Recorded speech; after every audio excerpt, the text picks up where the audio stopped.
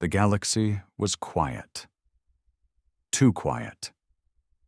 It had been 2 years since Captain Elias Grant had detonated the Excalibur warhead at the heart of the Erebus hive mind. 2 years since the unstoppable swarm had collapsed in an instant, their monstrous forms vanishing into nothingness. 2 years since the last remnants of the Alliance had drifted in the aftermath of a victory that had cost them everything. And yet, the silence felt unnatural. High Captain Zorth stood aboard the bridge of the Sovereign Wrath, gazing out at the vastness of deep space. The last battle had been fought in a region beyond the known galaxy, a place where the Erebus had gathered their strength, where physics itself had seemed to unravel. Now, all that remained was a dead zone, an empty abyss where the laws of reality still bent in ways they shouldn't. The war was over. So why did it still feel like something was watching? High Captain. Zorth turned, his second-in-command, Warlord Threx, standing rigid beside him. The scars of battle still marred his scaled skin, a reminder of the horrors they had barely survived. "What is it?" Zorth asked. Threx hesitated. "Sensors are detecting anomalies at the edge of the dead zone. It's strange." Zorth's spines stiffened. "Define strange." Threx tapped the console, and the holographic display shimmered to life. "We sent long-range probes into the Excalibur detonation zone last month. None of them returned. But today, one of them did." Zorth frowned.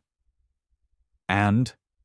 Threx zoomed in on the probe's final transmissions. Static filled the screen, distorted readings flashing in erratic patterns. Then, for a brief moment, something appeared. A ripple in the darkness, a brief flicker of an unknown energy signature. Then the probe was gone. No explosion, no interference. It had simply vanished. Zorth clenched his jaw. "Play it again."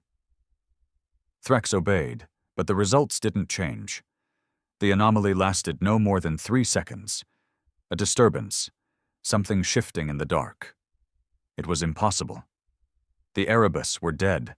Their source had been erased, hadn't it? Zorth exhaled, turning away from the screen. "Have there been any other reports like this?" Threx hesitated again. "Yes." Zorth's claws curled. "How many?" "A dozen. All from the farthest reaches of space. Ships disappearing. Distorted sensor readings. Whispers in comm channels." Zorth's blood turned cold. "Whispers?" Threx nodded grimly. "Voices, patterns that don't match any known language, and in some cases, recognizable transmissions. Distorted, but—" He swallowed.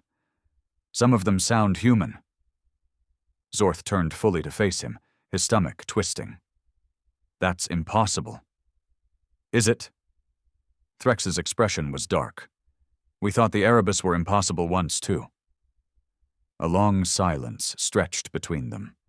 Zorth turned back toward the viewport, staring into the abyss. He had fought the Erebus, seen what they could do, and he had seen them die, but now something new had taken their place. Something was moving in the darkness. And it was calling them back. The war was supposed to be over. Humanity had burned its homeworld to stop the Erebus. The last remnants of the Galactic Alliance had fled to the edges of known space, broken but alive. The Excalibur warhead had done what nothing else could. It had erased the enemy from existence. And yet something remained, something wrong. High Captain Zorth paced the command deck of the Sovereign Wrath, his claws tapping against the cold metal floor. The reports from Threx still lingered in his mind. Whispers in dead channels, missing ships, anomalies at the very edge of the Excalibur detonation zone. It didn't make sense. The Erebus were gone. They had to be gone. "High Captain," a voice called from the sensor pit. Zorth turned, his spines stiffening. "Report." The technician's fingers danced across the console. "We've received another transmission. It's faint, but it's coming from inside the dead zone. Zorth strode toward the console, staring at the screen. The data was garbled, distorted beyond recognition. But as the technician cleaned up the signal, something resolved from the static. A voice. Faint, broken but unmistakable. Help. Zorth's breath caught in his throat. The bridge crew went silent. Threx's expression darkened. Run it through analysis. If this is some kind of residual transmission from the war, I want to know. The technician worked quickly, filtering out the distortions. The voice sharpened. Zorth's stomach twisted into knots. It was human. This is Captain Elias Grant. I repeat, I am still here. The silence on the bridge became suffocating. Zorth's claws curled into a fist. His voice was barely above a whisper. That's impossible. It had to be a trick.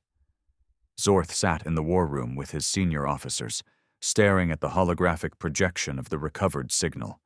He had heard Grant's final words before the Excalibur warhead detonated. He had seen Indomitable's sensor feeds as the explosion consumed everything. Captain Elias Grant was dead. And yet...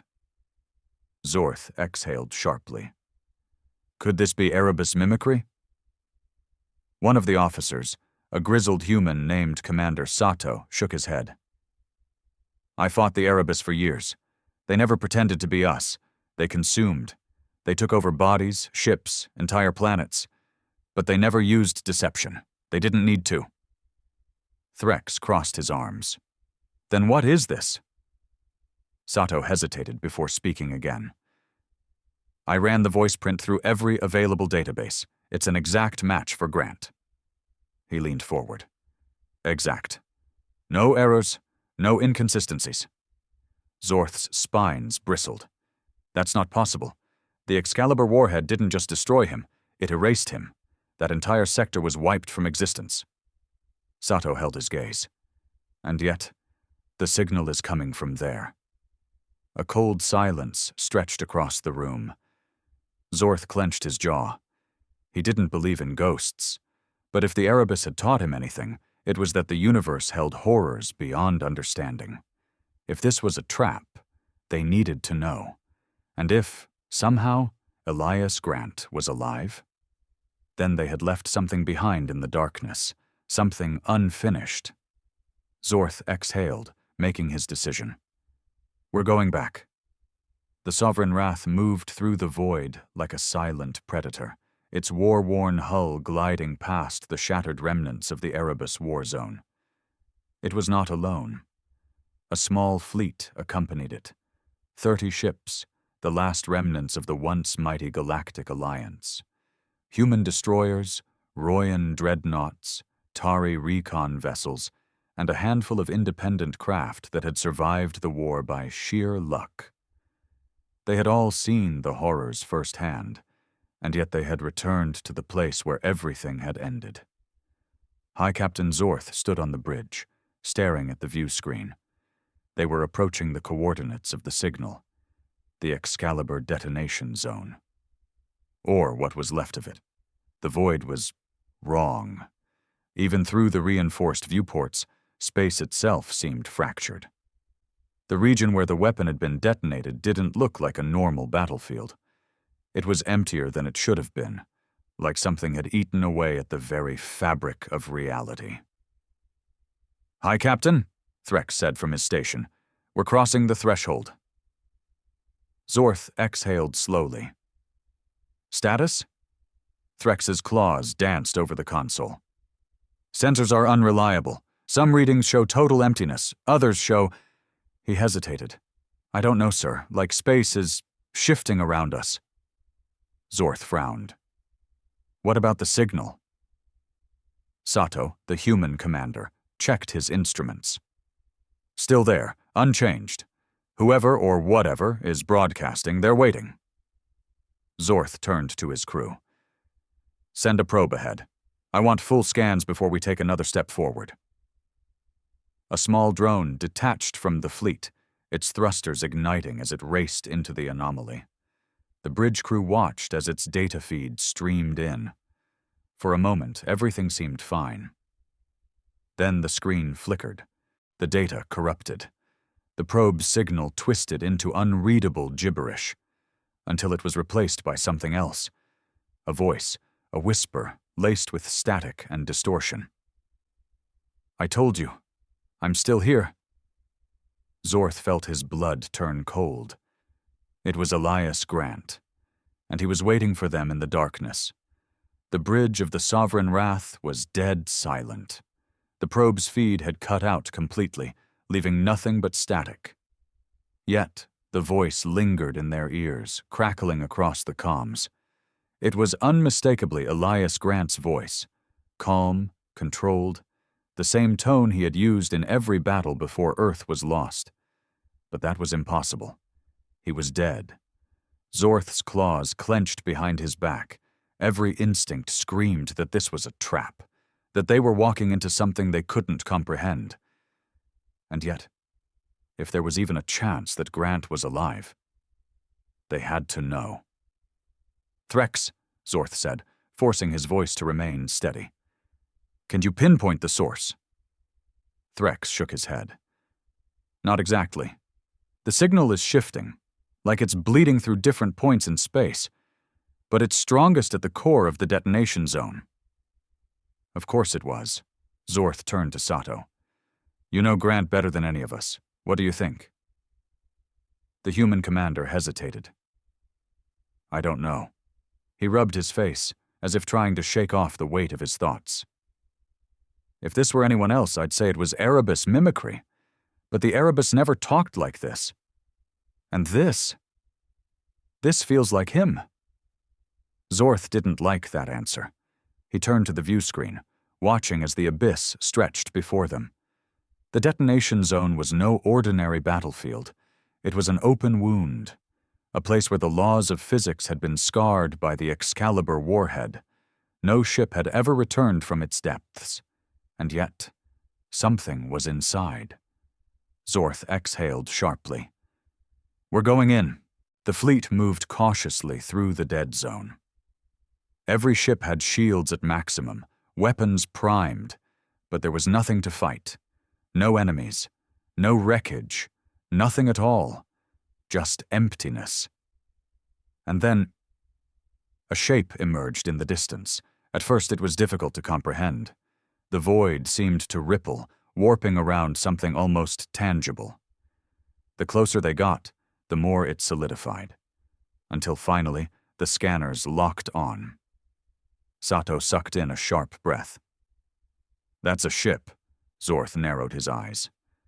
Not just a ship, the Indomitable, the massive human warship drifted silently in the abyss, its black armor still intact. No visible damage, no signs of decay. It was as if it had been frozen in time.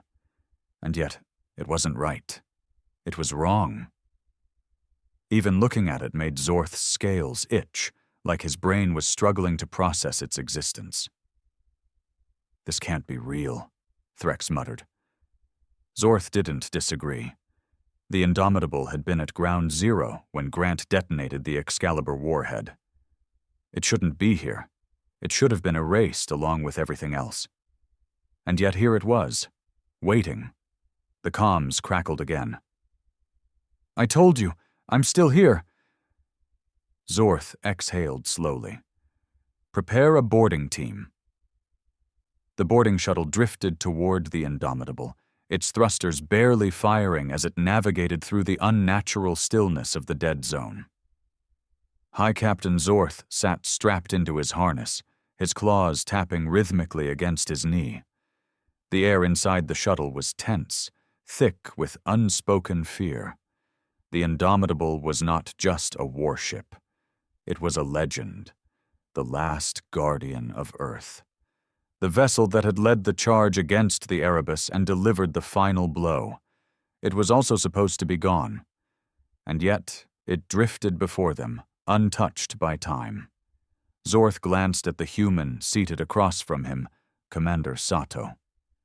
The man had barely spoken since they left the Sovereign Wrath. His eyes were locked on the viewports, staring at the hulking form of the warship as if trying to convince himself it was real. "You all right?" Zorth asked. Sato didn't look away. "I served on that ship once." His voice was low. "For 5 years, before Grant took command." Zorth tilted his head. "You knew him well?" Sato exhaled. "Well enough to know that if he is in there, it's not him anymore." The word sat heavy in the cabin. Zorth turned his gaze forward as the Indomitable grew larger in the viewport. The docking bay loomed ahead, its doors already open, as if inviting them inside. Something was waiting for them. The shuttle shuddered as it made contact with the docking clamps. A loud clank echoed through the hull, followed by a mechanical hiss as the pressurization equalized. Then, silence. Zorth unstrapped himself, standing as the boarding team prepped their weapons. 8 soldiers, 4 human, 4 Royan, each armed with plasma rifles and electromagnetic disruptors in case the Erebus had left. Remnants. "Final check," Zorth said. "No open comms unless necessary, no splitting up. If something moves, you shoot first, understood?" A chorus of acknowledgments followed. Zorth exhaled and hit the airlock release. The doors slid open with a slow, agonizing hiss. Beyond them, the Indomitable awaited. Dark, silent, waiting. The first step inside felt wrong. The boarding team's boots clanked against the metal floor, but the sound was muffled, like the ship was swallowing it. The lights were dim, flickering in slow, erratic pulses.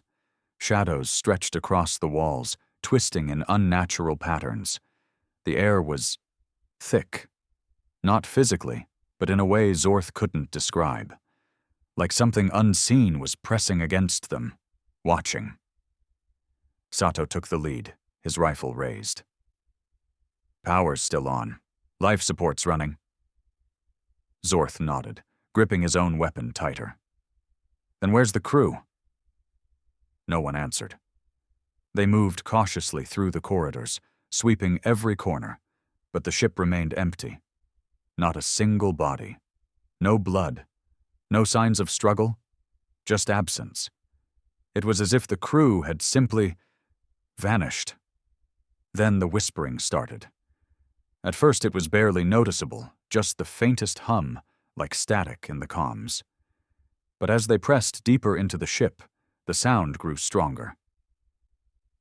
"Still here." Zorth froze. "Did anyone else hear that?" The team exchanged uneasy glances. Then a human soldier muttered, "Yeah." We all did. Sato's jaw clenched. "It's Grant, same as before." Zorth's spines bristled. "Number, that's not Grant. That's something wearing his voice." The whispering continued, growing more fragmented. "Don't leave me. The void is endless. I see you." Then the lights shut off. Total darkness. A click echoed as someone switched on their helmet lamp.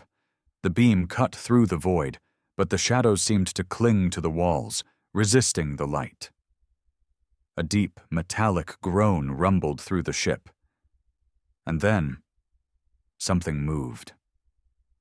Not in the open, not in their path, but in the walls.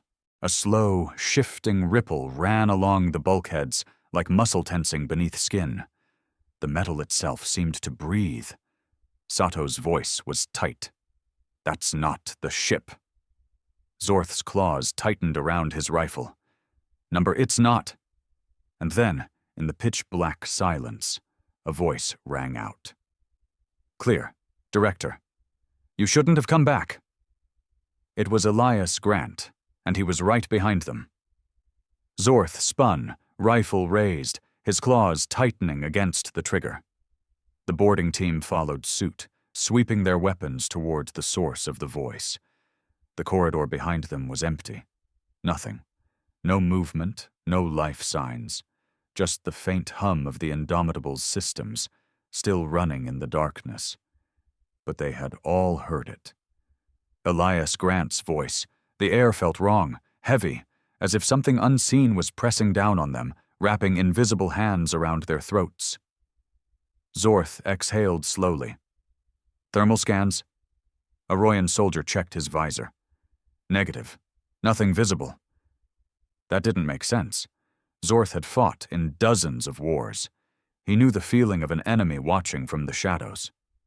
But this? This wasn't something lurking in the dark. The darkness itself felt alive. Sato gritted his teeth. We keep moving. Main bridge is 3 decks up. If we can access the logs, we might find out what the hell happened here. Zorth nodded, motioning for the team to advance. They moved carefully, stepping over rusted grates and past dead terminals. The Indomitable should have been a corpse of a ship, lifeless and abandoned, but its power still thrummed beneath their feet. It was awake, and something was awake with it. They reached the first junction when the whispering started again. This time it wasn't a voice in the comms. It was all around them. Too late. Turn back. I see you. A flicker of movement to the right. Zorth snapped his rifle toward the motion, but the corridor was empty. His heartbeat pounded in his ears. He didn't imagine that. Sato, he whispered. Did you see? A thud echoed through the hallway, loud, directly ahead. The team froze, weapons up. Zorth's pulse hammered as the thudding came again, a slow, deliberate impact against the bulkhead. Then, a single, bloody handprint smeared across the metal, appearing as if from nowhere, and in the dim emergency lights, something stepped into view. The team's breath hitched. It was Elias Grant, or at least something that looked like him. Zorth had seen Elias Grant before. He had fought beside him, knew the hard-set jaw, the sharp blue eyes, the unshakable posture of a man who had led his species through its darkest hour. But this thing? This wasn't Grant. It wore his face, but something was wrong. Too still. Too perfect, like a wax figure carved to look like a man. The Elias Grant thing stared at them, unblinking. Its uniform was pristine, untouched by battle. Not a single scar, not a hint of fatigue, just empty. Sato, Zorth muttered. Are you seeing this? Sato's voice was hoarse. Yeah. Zorth took a slow step forward. His claws tightened around his rifle. Grant? The thing's head tilted, a mechanical slowness, like it didn't quite understand the question. Then, in that same perfect voice, You shouldn't have come back. Zorth's spines bristled. You're not him. The thing smiled. Not a human smile.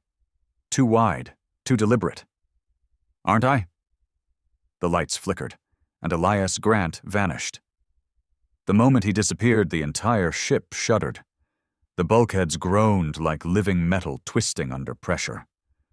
The whispering turned into a roar, 1,000 voices screaming at once, and then the shadows moved. Zorth barely had time to react before something lunged from the darkness. It wasn't Grant. It wasn't anything. A shape, black, formless, shifting, poured from the walls, taking shape as it moved. Not a body, but an imitation of one. It moved like a human, but it wasn't human. Its limbs stretched too long, bending at unnatural angles.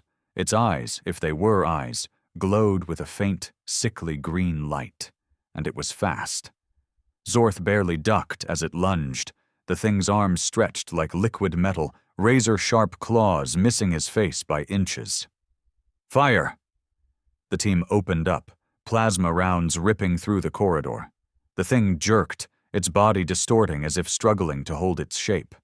For a brief moment it flickered, its form glitching, shifting. 1 second it was a featureless nightmare.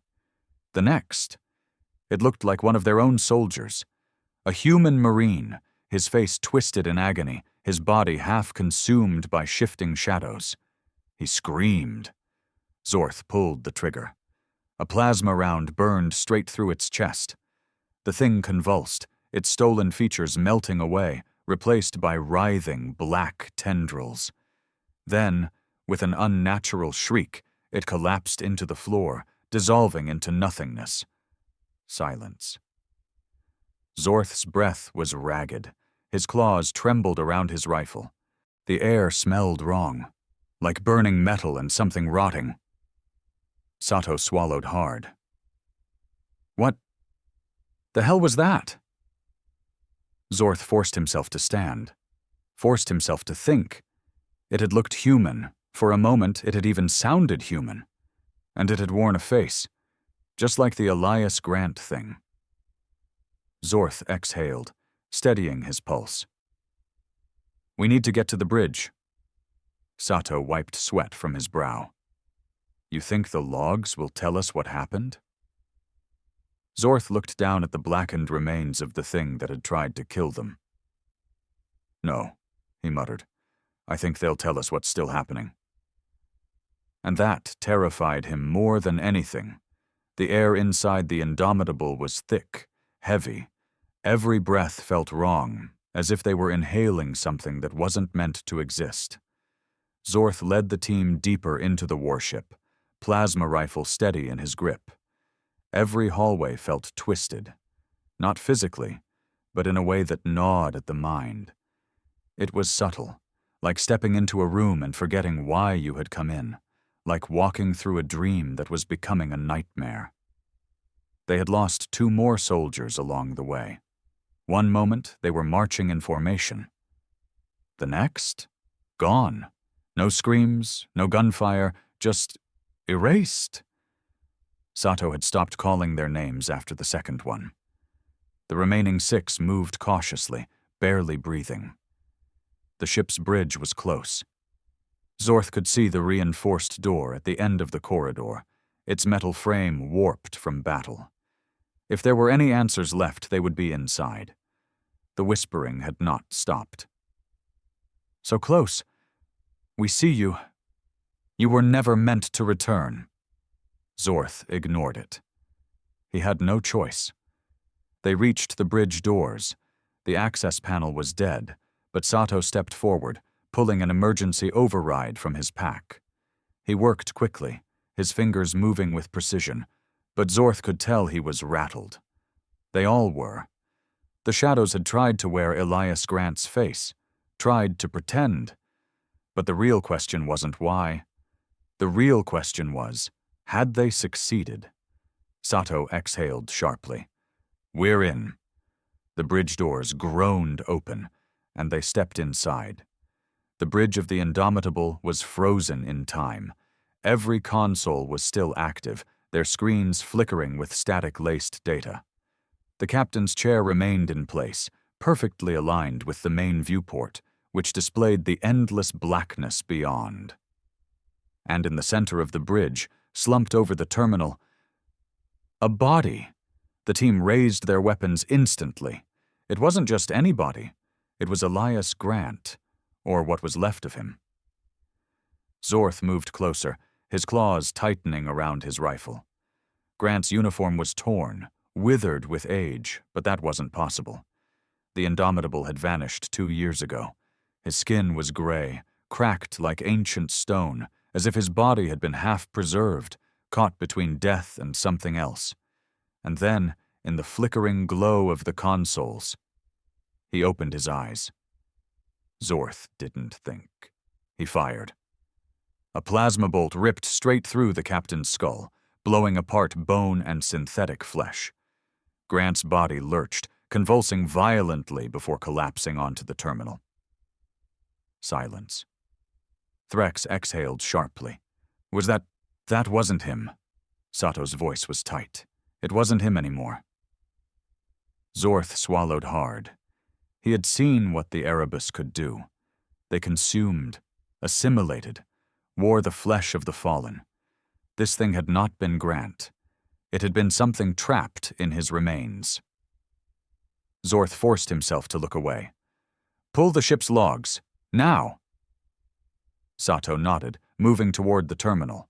The system resisted at first, its interface lagging, glitching, but finally, a single log remained intact. The last recorded message from Captain Elias Grant.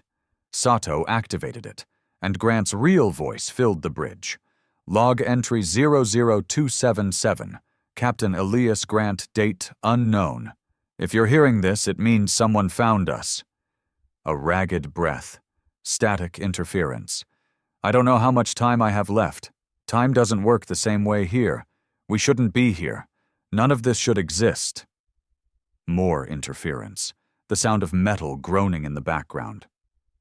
When the Excalibur warhead detonated, we didn't die. We didn't win. We broke something. We tore a hole in the universe, and now we're caught between what was and what comes next. A pause. I don't know if I'm still alive. I don't know if I'm already dead. The whispering in the ship grew louder. Zorth clenched his jaw. Grant's voice continued, weaker now. It's not just the Erebus. They were just the beginning, just a symptom of something much worse. A long, painful silence. And then, if you found this log, you need to run. Because if you can hear me, they can hear you too. The log ended, and the whispering stopped. The silence that followed was worse than any sound. Sato stepped back from the terminal, his face pale. What the hell does that mean? Zorth didn't answer. His mind was racing. The Erebus had never been the real enemy. Something else had been waiting behind them. And when the Excalibur warhead detonated, they had let it through. A sharp, metallic click echoed through the bridge. Zorth turned, and Elias Grant was standing in the doorway. Perfect, untouched. His blue eyes locked onto them, and he smiled. I told you, I'm still here. I told you, I'm still here. The thing wearing Elias Grant's face stood in the doorway, motionless. Its expression was too perfect, too practiced, as if it was mimicking a smile rather than feeling it. Zorth's grip tightened on his rifle. The real Elias Grant was dead. They had just seen his decayed corpse slumped over the bridge console. So whatever was standing in front of them, it wasn't him. Threx snarled, raising his weapon. Burn it! They opened fire. Plasma rounds tore through the figure's chest, melting synthetic flesh and scorching the walls behind it. The force should have sent a normal body crumpling to the ground, but Grant didn't fall, didn't flinch, didn't even react. Instead, he kept smiling, and then he took a step forward. Sato's breath hitched. No! The thing's face split apart, not with blood, not with bone, with shadows. The skin peeled back like unraveling fabric, revealing something underneath, something shifting, its form flickering between 100 faces, 100 different versions of Elias Grant, overlapping and collapsing in on themselves.